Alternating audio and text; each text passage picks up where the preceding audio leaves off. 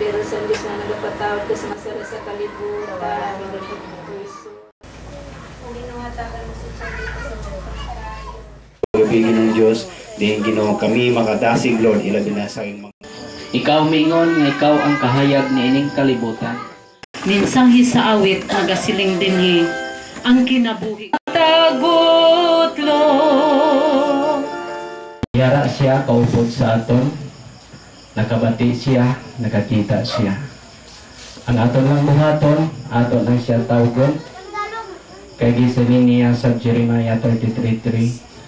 Call unto me and I will answer thee, and show the good and the mighty things which thou knowest not. Matod niya sa Roma 10:13.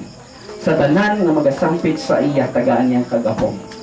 Wala na napasabot dito kung mauni imong reliyon, maulang ka na maluwas. Pero ang Biblia nagasiling, sa tanan nga magasampit sa iya mamaluwas. Kami Ginoo nag-inusara.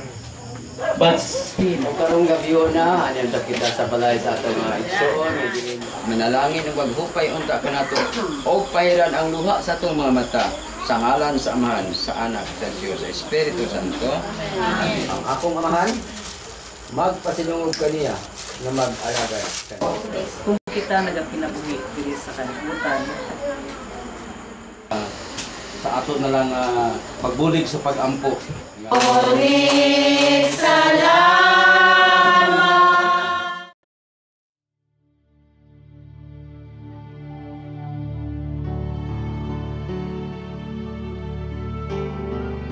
Father, who art in heaven, hallowed be thy name.